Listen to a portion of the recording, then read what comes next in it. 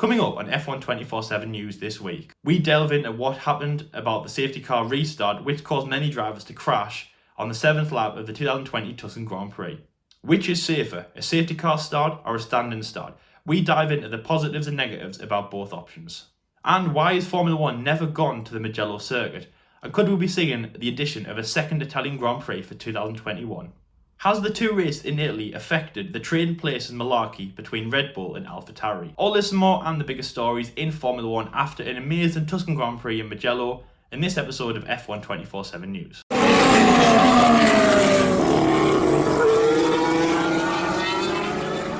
1 week ago in Italy, we saw an incredible action-packed race which saw Pierre Gasly, the 109th different winner in Formula 1, and we never thought a race could get that close to being as good as that race in 2020. But the second race a week later in Italy, the same country, could be as good, if not better, than the race that we saw in Monza. And in my race reaction that I did, I said that it was better. And I did believe that it was as well. Pierre Gasly, incredible win by him. And even though we saw a normal processional Mercedes win on Sunday, it was incredible, action-packed, 2 red flags, crashes, and basically everything you would, I don't want to say want to see, but everything you'd like to see in a Formula 1 race. Loads and loads of drama. It was absolutely incredible. And everything started, or really the big kind of gone from a 5 out of 10 to a 10 out of 10, when on lap 7, when Valtteri Bottas restarted the race behind the safety car to get going on the second start of the 2020 Tuscan Grand Prix. Max Verstappen, Pierre Gasly, Kimi Raikkonen and a few other drivers crashed on lap 1, and the safety car stayed out for 6 laps because the track is so tight. It put loads of gravel and debris around. When the safety car peeled off to start lap 7, there was a massive crash which took out a handful of drivers, including Antonio Giovinazzi, Kevin Magnussen, Carlos Sainz and Nicholas Latifi, and involved a lot more drivers, including Romain Grosjean, who was very, very vocal on the radio saying people are trying to kill each other. So how it all worked was, of course, when the safety car pulls away, Valtteri Bottas, the person in the lead, has control of the race before they pass the second safety car line, which is effectively the start-finish line and where the race does start and the green flag starts. Valtteri Bottas has between then and there to jump. No one else can jump until Valtteri Bottas does, until the race turns green. So Valtteri Bottas basically becomes the safety car for about the next 100 metres. Of course, swerving, trying to get brakes in the tyres, and basically having the best start for himself. Everyone behind Valtteri Bottas, that includes L.Hamilton and every single 18 car in the race, has to wait until Valtteri Bottas jumps to restart the race. As we saw in Monza and as we saw in Belgium, the safety car, when it pulls away, the person that's in the lead will normally just slow down a little bit, bunch the pack up and have a good run and take the best line into the next corner. Of course, they were on the main straight and a big run down almost 400 metres until the next corner. So Valtteri Bottas wouldn't be taking the best line and will just be bunching the pack up. But because of the track nature and the safety car was going quite slow, Valtteri Bottas was swerving around to get heat in the tyres, as all of the drivers were. That's of course how you see them all snaking around on the track. Valtteri was trying to maintain the speed of the car, but was kind of losing control. He wasn't the best at restarting races. He said on the team radio that he wasn't the most comfortable of starting the race. He was trying to get heat in the tyres as well, which of course means that he'll have to be accelerating and decelerating. And basically all that does is create a concertina effect all the way through. So the drivers in 4th, 5th and 6th won't have felt it as much until the midfield, where everything will back up. The drivers at the front going fast and then going slow, the drivers at the back going fast and going slow. And basically the snake gets incredibly mixed up. Also as well, you can't overtake behind the safety car, which means that if you are in, say, 12th position and someone slows in front of you, you have to slam on the brakes. You can't go into 11th or you will get a penalty. Of course, in this instance, you might get a penalty delay, or you might just get a reprimand at this point. But of course, none of the drivers want that. So they were all snaking around and trying to be safe behind the start. But nobody knew when Valtteri Bottas was going to start, and it was quite late when he did as well. Of course, Lewis Hamilton, the man who has led the most laps in Formula 1, is probably the most skilled on the grid in restart and safety car races. He was definitely eager to get along, and he was almost alongside Valtteri Bottas when this happened. Now, even though Valtteri was doing a good job at this point, it was getting close to the second safety car line, and a lot of drivers were getting ready for the immediate restart, and that it was going to be a fast acceleration behind. It was a massive crash as many drivers went in the back of each other. Not certainly, Carlos Sainz and Kimi Raikkonen had a big impact. Nicholas Latifi and Antonio Giovinazzi were collected in the crash as well. A lot of other drivers, as I say, including Romain Grosjean, Danny Kvyat, Lance Stroll, Sergio Perez, Daniel Ricciardo, Lando Norris and George Russell were all almost collected in the crash, and Esteban Ocon sustained damage, which he retired later on. But all those 5 drivers were out on the spot. No actual penalties were taken, and of course the investigation into the crash was taken well into the late hours of Sunday approaching Monday morning when the stewards made their decision. No one was given any sort of penalty points or anything like that for the collision, but 12 drivers were reprimanded in this way and threatened with penalty points on their FIA super license for the crash. And that included Antonio Giovinazzi and Kev Magnussen of Haas. And that can also include Danny Kvyat of AlphaTauri, Lance Stroll of Racing Point, Sergio Perez of Racing Point also, the 2 pair drivers of Esteban Ocon and Daniel Ricciardo of Renault, Lando Norris from McLaren, and George Russell from Williams. And including also Valtteri Bottas, who was also reprimanded for his restart. It wasn't clear if it was safe or not.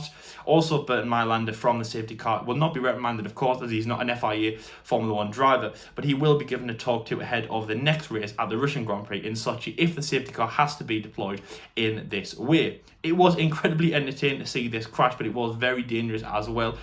We don't want to see this happen again, but it did create a lot of drama for the race. Let me know in the comment section below, did you like to see the crash, and basically was that the reason what made the race very, very spicy? We do want to add as well that every single driver was uninjured from this event. Carlos Sainz said that he had hurt his right hand from turning the wheel when he was collected by the flying Alfa Romeo behind him, but he is okay. Every single driver is absolutely fine as well. They got out of the car and they were perfectly fine after the crash. It was just a racing incident, and as I say, no one was officially given any penalties, but many drivers were reprimanded for the next few races of the 2020 season. It did make it very entertaining, and of course that brought out the red flag and a start after that. We should move on to the next point, if it's going to be a safety car start or a stand-in start. Just said in the first point about the safety car restart on lap 7, that of course created a concertina effect and a massive crash in Formula 1. And the FIA took the decision after that to make a stand-in start and then 2 stand-in starts, if you can believe that, afterwards. But the next restart after the red flag came out would be an original go back to the grid, 5 lights out, and away we go, the normal start to the Formula 1 grid. This was done as the unsurety about what the safety car was actually doing in Mugello, and if it was Mugello as a circuit alone, or if it was a safety car which was creating the concertina effect and the crash that we saw. Immediately after the races, the cars came into the pit lane and spent around 20 minutes in the pit lane changing tyres and basically collecting any data and maybe repairing any damage that they sustained in the collection. They opted for a standing start. So the safety car led them out for 1 lap and then they lined up on the grid. There were 13 drivers out of the original 18 that were on the first safety car start, and of course the 20 that started the actual race in Tuscany. And there was 13 drivers that lined up for the normal start. 5 lights and away we go, and there was no real drama for around 30 laps until the next thing happened, which brought out another red flag. And this time, even though there was only 12 cars in the race, it seemed to be more safe as we were heading towards the end of the race. Still brought out another standing start where the safety car led them around for 1 lap and they lined back up on the grid for another start. Now the FIA and the steward are looking in, is this the safest option for normal races? Now, of course, the safety car and also the virtual safety car are almost inevitable in many races. And we are heading to the Russian Grand Prix at Sochi Autodrome, which, even though it is a conventional normal green circuit, it is quite tight as well, and the safety car has been used in many races since it was added to the calendar in 2014. So it looks like the safety car will be there also. But if anything like this happens in the future, is it safer to do a standing start and go back to the original grid, line up of course in the events where they crossed the line when the red flag was brought out, and start the race in this way instead of adding a safety car event? Now again, as I said, the FIA and the FOM are looking into this for the future. Let me know in the comment section below, what do you think? Do you think it's safer to do a safety car restart for an event such as a red flag or a big collision like that, or do you think it's safer to do a standing start? Of course, we have seen standing starts in the past, most famously Malaysia 2012, when again the track was drying up. They weren't sure if a safety car start was going to be safe enough, so they did opt for a standing start. We've also seen that in other races in the past also, and in other categories of motorsport. Would you rather see a second, lights out and away we go? It sounds like you would. Let me know in the comment section below what you think about that, and do you think it's unsafe to do a safety car restart of this magnitude? Mugello circuit, a track that's never been gone to in the Formula 1, has been added to the 1028 Grand Prix that we just saw on Sunday. The 2020 Tuscan Grand Prix at the Mugello circuit, partly owned by Ferrari, and an amazing place to celebrate Ferrari's 1000th Grand Prix. Now again, Ferrari might not have had the best result with Sebastian Vettel and Charles Leclerc, but it still was good to honour Scuderia Ferrari and race around the Tuscan hills of Italy. It was an absolutely amazing circuit, and it's really pulled up a lot of questions where, why Formula One? Why has we never gone to this track before? And are we going to be going there again? Now, because of the coronavirus situation, we have, of course, added and taken away many tracks in the Formula One season. And really, the 2020 Formula One calendar has just been completely made up. A few races such as Abu Dhabi, Bahrain, Austria, Silverstone, Catalonia, Monza and Belgium have stayed, but many tracks such as Singapore have been removed from the calendar. But when we go into 2021, we are heading into another 21 races, and it looks like we'll be going back to the original calendar that we have. The only race that might be under the cusp is the race around Albert Park in Melbourne. And of course, that gets people talking about what can replace Melbourne. Well, Mugello. Definitely. Drivers are definitely big fans of Mugello. Now, again, the first reason was that we had an absolutely entertaining race on Sunday with 2 red flags, many safety cars and crashes, and it was action-packed. Also, we saw L.Hamilton take his 90th victory and an amazing way to on a Scuderia Ferrari. But the second reason is the layout of the track. It really is the Suzuka of Europe. It's tight, it's technical, it has some really strange off-camber corners full of gravel, no real run-off areas as well. We saw many drivers hitting parts of gravel as well. We saw loads of gravel flying over a very tight circuit, making overtaking quite hard as well. With one DRS zone, we didn't see that much DRS aid as we did in Monza, but when we did, it definitely worked. An absolutely amazing circuit to see. Some great opportunities for fans as well. We did see fans in Mugello, 2,500.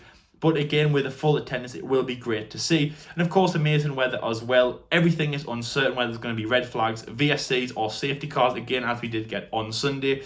It's in Italy as well, a second race in a place that, of course, absolutely loves its motorsport with Scuderia Ferrari. A second race to back up Monza. There's not much to say about that, other than Mugello sounds like an absolutely incredible circuit to go to, and Formula One will definitely be thinking about going there in the future. Also as well, the Italian government with motorsport has been under help with Monza. They extended their lease in 2018 to keep Monza on the calendar until 2027.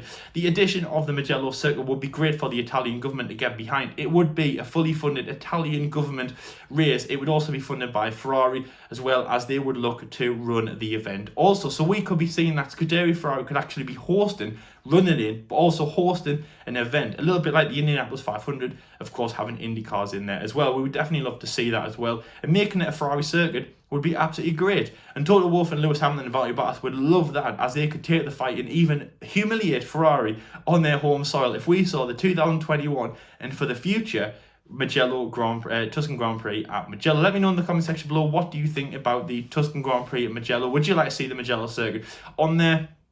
And if so, would you like to see 2 Italian Grand Prix, maybe even 3 if we like Imola? Of course, we're going there in a few races' time. Or if Monza was going to be leaving, would you like to see Mugello replace that? It is a good circuit. It is Suzuka of Europe. It was a great circuit to go to. And of course, the first race, 2020, was incredible. Very much like Baku as well, even though the first race was a bit boring. But the second race in 2017, if it's entertaining, it definitely boosts up the circuit ratings. 1 week ago in Monza, we saw the 109th different winner in Formula One, and this was in the shape of Pierre Gasly at AlphaTauri, or Toro Rosso as it used to be called, finally back on top in Italy for a very long time, 11 years since they won their previous race with Sebastian Vettel in 2008 with Toro Rosso. Pierre Gasly was definitely well earned with that win, especially what had happened, being demoted from Red Bull Racing, moved back into AlphaTauri, and kind of following the Danny Kvyat of will he get back to normal ways, will he get back to the team? Of course, Alexander Albon was promoted to the team in favour of Pierre Gasly ahead of the 2019 Belgian Grand Prix, and Pierre has spent about a year in AlphaTauri being demoted yet again in a second stint at the team formerly called Toro Rosso, and Alexander Albon, of course, being promoted to Red Bull Racing. Before he got his podium on Sunday, which of course we'll be getting into, and before Pierre Gasly won his race in Monza, which we'll be getting into as well, there was some speculation whether Pierre Gasly should be returning back to the Red Bull C and Alexander Albon should be going back to AlphaTauri, formerly Toro Rosso, of course, their former teams respectively. This was done for the base of Pierre Gasly was performing very well and was actually some people's driver of the season even before Monza, and Alex Albon was not performing to the best standard of where Christian Horner and Helmut Marko wanted him to be. Of course, his teammate Max Verstappen is the person that he is definitely wanting to be alongside, and nothing less than 4th place in racing in the World Championship. Of course, Mercedes 1, 2, Max in 3rd, and Alex in 4th will do for Red Bull Racing. Alex Albon was not getting the results, and even Pierre Gasly was challenging him and even beating him in certain races at the start of the 2020 season. This was creating some big headlines in the way of Pierre Gasly. The less pressure, but a lot of pressure being put back on his shoulders to get back to the Red Bull seat. And on the other side of the garage, of course, Alex Albon feeling the pressure of people saying that he should be performing at Red Bull. He's not performing, and calling for him to be demoted back to Toro Rosso. Of course, these two things for these two drivers have definitely been spurring them on and affecting them in the Formula One paddock, either good or bad. Of course, a lot of the talks about going between the team that they were at one point and either going back to, either being promoted or demoted back to for the 2019 season. Well, of course, these two races in Italy have definitely changed that way. The first race in Italy at Monza, we saw the winner of Pierre Gasly. Alex Albon not doing a very good race in the Red Bull. We saw Pierre on top of the podium, an AlphaTauri driver winning out of the midfield. It was absolutely incredible to see, alongside an amazing podium alongside Carlos Sainz and Lance Stroll, two drivers who have been on the podium before. But again, it was very special to see them in what can only be described as not midfield cars, but not the top three, so it was very special to see. And of course, we saw a Bull on top, but not Red Bull. And Pierre Gasly was at Red Bull and never got a podium. So to see him get a podium and not be in a Red Bull, and of course beat the Red Bulls, so neither Max Verstappen or Alex Albon was on the podium that weekend, was absolutely incredible to see. As soon as the win happened and as soon as the first place was guaranteed for Pierre Gasly, all the focus shifted to Pierre Gasly being called back to Red Bull Racing. People saying that Alex was not good at Red Bull, and whatever Alex was getting, even if he finished second in the race, Pierre Gasly's performance as a winner, 109th in Formula One, called for him to be promoted back to Red Bull Racing, and that he was definitely back on track to where he was when he was originally promoted from the 2018 season to the Austrian team. A week later in Mugello, Alex Albon gets an amazing third position. He's been on track for a podium before, such as Brazil 2019 and Austria 2020. But in those two races, he did come to blows with the same driver, L.Hamilton, and he was knocked off the podium. Again, he was chasing up to 28 races, and this was his 29th race, heading it without a podium. And that would equal Christian Klein, the Austrian driver who drove for Red Bull Racing in their first season in Formula One. He waited 30 races before he got a podium with the Austrian team, and Alex was on track to match and maybe even beat that record, but he finally has broken that record as he stands on the podium for an amazing third position. Now, even though this is only third and Pierre did get a first in Monza, we are now calling that Alex is good enough to stay at Red Bull Racing until the end of the season at least.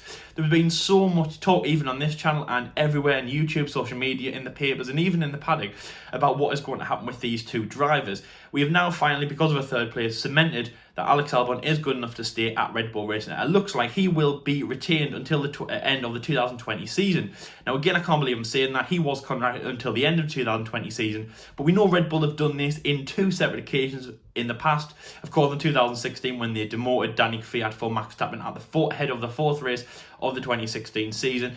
And then, of course, in 2019, when they demoted Pierre Gasly for Alex Albon ahead of the 11th race of the season. So this is done before, so we never knew if this was going to stand for the rest of the season. But it looks like after his third place that he definitely will be safe. There's been a lot of talk in the paddock of people saying that Alex is good enough to stay. And a statement from Helmut Marko which says that Alex Albon's third place shows to the team that he is strong enough to stay at the team. They'll definitely be considering Pierre Gasly for the future, but at the moment Alex is a strong driver and has a big future ahead of the team. With the uncertainty of where Max Verstappen will be going at the end of the season as well, they want to turn Alex Albon into a number one driver or a very strong driver at Red Bull Racing, just to cover the fact of where Max could possibly go. And as I say there, they are still looking at Pierre Gasly. But it looks like the third place is good enough for Alex to stay. But the first place is incredibly strong for Pierre, and I do think that Red Bull should be looking at him for the future. But it looks like there'll be no training places for the end of the 2020 season. Of course, we are about halfway now, just gone over 9 races in the season. It looks like everyone will be safe until the end of the season. What do you think will happen for 2021, guys? Let me know in the comment section below. Do you think there might even be trading places?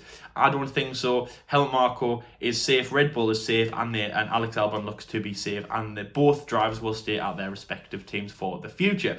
Let me know in the comment section below what you think and everything that we've mentioned in today's episode. Thank you very much for watching F1 24/7 News every single week, Wednesday 7 PM BST. This will be coming out, filling you in with all the big news ahead of the paddock.